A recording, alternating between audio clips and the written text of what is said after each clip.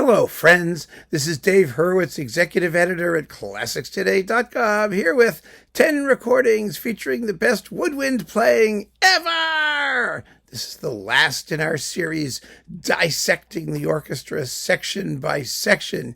We've done strings, we've done percussion, we've done brass, but we've saved the best for last. Well, not necessarily, but woodwinds are remarkable things because they are the most important instruments in determining orchestral color.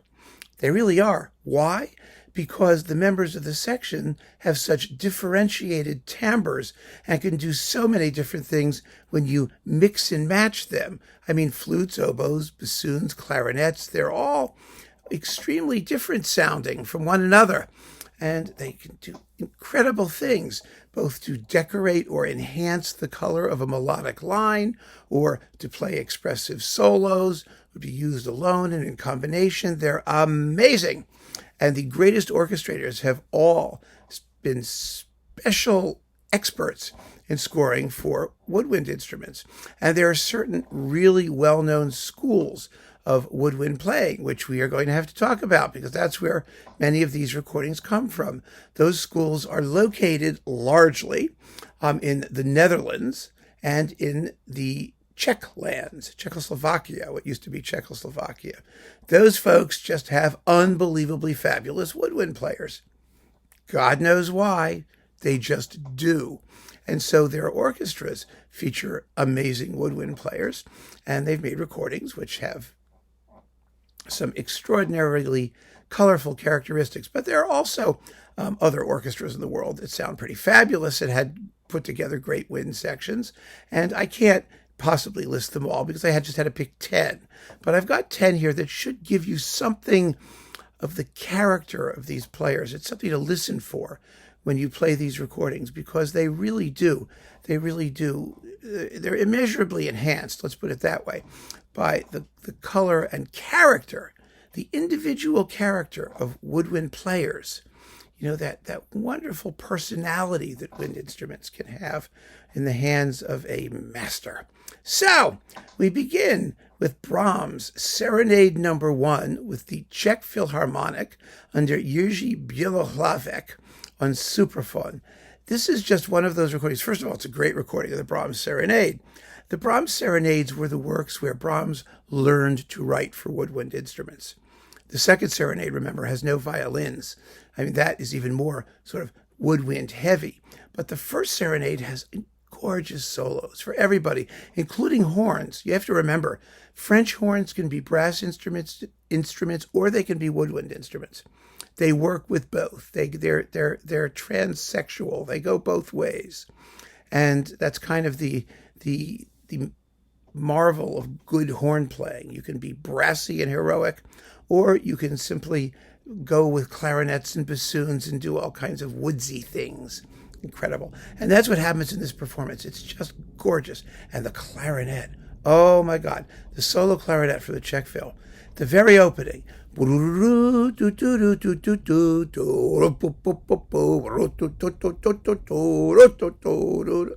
And those sweet, beautiful oboes. Listen to how each member of the wind section characterizes both the melodies and how that special timbre makes them stand out, just not as like a glop of windy things in the middle. Anyway, listen to that and you'll hear exactly what I mean. Next, Mahler, Symphony No. 9 with Ricardo Chailly and the Concertgebouw Orchestra, of the Royal Concertgebouw Orchestra of Amsterdam. This is just an unbelievable, first of all, it's a great Mahler Ninth, and people don't talk about it enough because it really is outstanding in every way, but the playing of the wind section. Listen to the opening of the second movement. Listen to the stupefyingly characterful playing of the wind section in the rondo burlesque, in those interludes, those soft interludes in the finale. Really, it's an astonishing display of an orchestra that has always been known for its incomparably fantastic wind playing. So there we have number 2. Number 3, the Dvořák Wind Serenade. Of course, we have to talk about some wind ensemble pieces, a few of them anyway, a couple of them, the major ones. And the Dvořák Wind Serenade is the major one from the 19th century.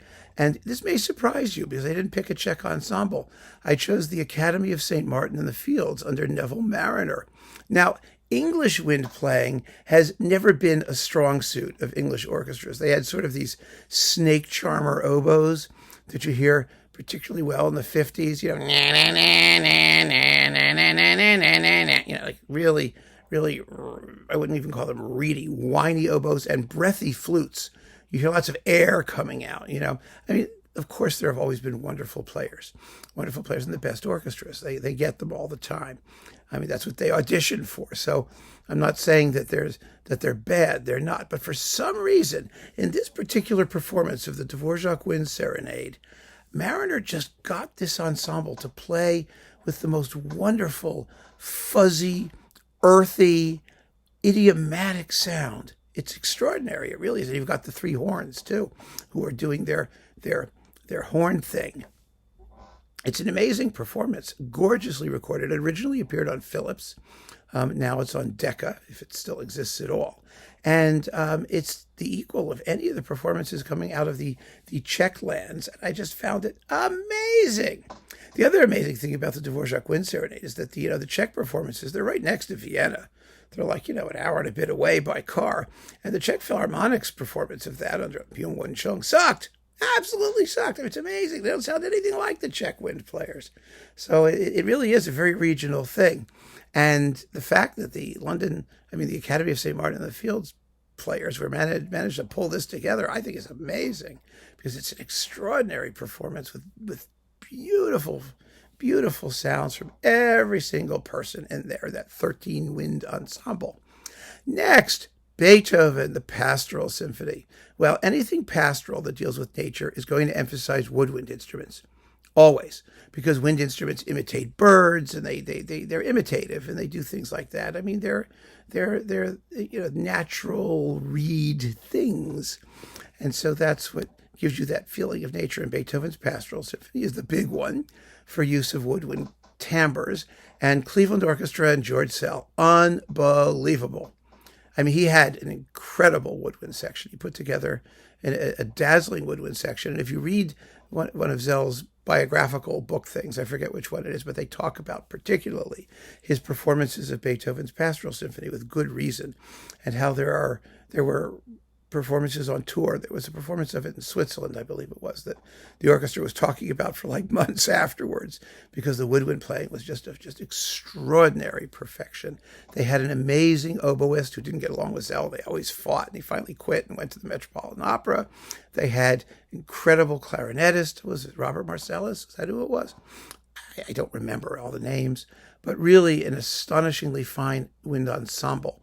And you hear it right here in this Beethoven performance. It's really one of the great underrated Beethoven performances, too. It's phenomenal. So after that, Smetana, of course, Czech things again. Vlást, My Country, with the Czech Philharmonic under Karel Ancerl. A gorgeous performance, relaxed, bucolic, from Bohemia's meadows and fields, just chuggles with happy little woodwinds purring and chirping and tootling away. Really astonishing, lovely stuff. I mean, the gorgeous opening of the Moldau. It's just one thing after another, where you hear it, that extraordinary woodwind section bringing the music to life under an extraordinary conductor. So, I mean, that's part of that Supraphon Ancerl Gold edition. And it's still available, and it is remarkable. Next, well, another great woodwind tradition was that in the Paris Conservatory. In France, the French woodwinds, they were controversial. The English hated them. They used to hear them talk about their acidulous qualities. They were acidulous. Well, I'd rather have a little vinegar than snake charmers, but that's, The woodwinds in the Paris Conservatory Orchestra were all trained in the Paris Conservatory. Big surprise. Were marvelous. They were marvelously characterful. French bassoons had this wonderful sort of saxophone quality. I mean, some schools hate other schools, and so you hear them routinely chastised, but there are extraordinarily colorful and unique characters in those wind sections, pardon me. And, that's what you're looking for in great wind playing. So, Mussorgsky Ravel, pictures in an exhibition. Boy, does that give the wind section a workout, doesn't it? I mean, Limoges and the ballet of the chicks and their shells and the oboe solo and the old castle or English horns. And, it's everything, it's just all over the place. So there's that with the Paris Conservatory Orchestra under André Cluytens. What an amazing performance that is. Every single vignette has an unmistakable character, and it doesn't sound like anybody else's. And that's the point. That's the joy of it. Give it a listen if you have a chance. It's on Warner. It's in stereo. It is really astonishing. Mozart's Gran Partita, the greatest work ever written for larger wind ensemble. Really an amazing piece. It's the one that, if you saw the film Amadeus, it's the one that drove Salieri insane. It's an extraordinary work. No one knows why Mozart wrote it. It's got clarinets, it's got basset horns, it's got horns, it's got everything else that you want in a wind ensemble. And the Netherlands Wind Ensemble under Edo de Waart on Philips, now Decca, is an iconic recording of it. There are a lot of very, very fine performances of it. Even Leopold Stokowski did a fabulous performance of it. He really did, with the ad hoc ensemble that he somehow made sound marvelous, as Stokowski always does. But the Gran Partita is, the clinic in how to score for a large woodwind ensemble. And the Netherlands Wind Ensemble it's a legendary group that contains all of the best things that made the Netherlandish school of wind playing so special. So that's a recording that's a must-have if you love fabulous wind playing. Then we've got more Dvořák. Instead of the Wind Serenade, the Czech Suite.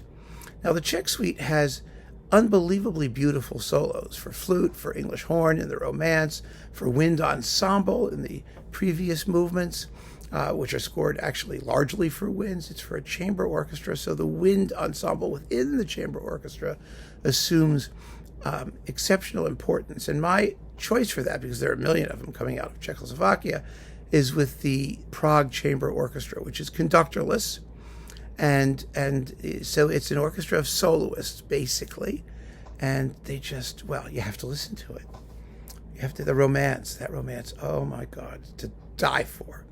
And the wind ensemble makes the piece. It makes the performance. It's just an amazing group of soloists all strutting their stuff and blending and is in a chamber way, like a fine string quartet when they need to, and standing out with incomparable personality and verve when they need to. That's what great wind playing is all about. Then another Mahler. Here's one that may be a surprise. Symphony No. 4 with Raphael Kubelik and the Bavarian Radio Symphony Orchestra. German orchestras are not known for their fabulous wind players, even though they have, for their school of wind playing, even though they have fabulous individual wind players. Sometimes you have, the Berlin Philharmonic, where you have all the best wind players like Lothar Koch and the oboe and things like that, and James Galway flute, but then you got a conductor who hates woodwinds. And you never got to hear them really, really, really stand out because Karajan was all about blend. Things like that. But no, the Bavarian Radio Symphony Orchestra had a splendid woodwind section when Kubelik was conducting them particularly. And when they did these Mahler symphonies, some people found them to be not heroic enough, but they really related Mahler to his Czech roots. They're very bucolic performances, not as big and powerful as the great, giganto orchestras could do, but in the performances that emphasized the music's rusticity and its color coming from that amazing wind section, and that's nowhere more true than the Fourth Symphony. You hear some amazing things. And Kubelik had the Bavarian radio wind section really strutting its stuff in that Mahler Fourth. I remember right away, at the very beginning, when you hear that second subject, do do do do, you da da da da da da, that thing. And then in the second part of it, the clarinets come in with a foreshadowing of the next tune. Da da da bum bum ba da dum bum bum ba da da da da da. That was just all woodwinds, right? But the clarinets come in with as the strings are going da da da da da ya da da da da da. Listen to that recording and listen to the clarinets bubble to the top of the melody, and it's really cool. And there are all kinds of moments like that in this performance. It really is a woodwind-based sonority. And so and they're great players, don't get me wrong. And Kubelik lets them do it. So it's phenomenal. It's absolutely phenomenal. And finally, last but not least, one of them that you suggested, and right you were, Ravel's Mother Goose, the complete ballet with Seiji Ozawa and the Boston Symphony. I mean, this is another clinic in fabulous woodwind playing.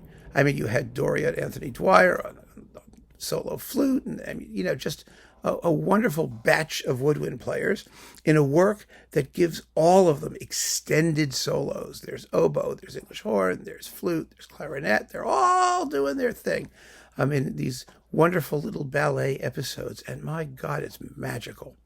I mean, when they do the bird imitations, that stuff with the flutter tonguing and oh my goodness. What an incredible sonority they have, both individually and corporately. And that's the key to great wind playing. You have to be an individual, and you have to be able to really fit in and blend in a way perhaps that's even more extraordinary than you hear in string quartets and string ensembles. It's really a remarkable thing. It's a gift, it's a talent, and it's something that doesn't get talked about very much when we discuss orchestras and their traditions of playing and their history and what the qualifications are for great orchestral playing. But that's what woodwind sections do. And in these performances, I think you can hear pretty clearly both that wonderful personality that they bring to their individual instruments and that corporate blend that's so important, not just within the section, but within the woodwind section and with all of the other sections as well. It's an amazing, amazing quality, the magic of the woodwind section, and here it is. 10 fabulous recordings for you to sample. So keep on listening, friends. Thanks so much for joining me. Take care.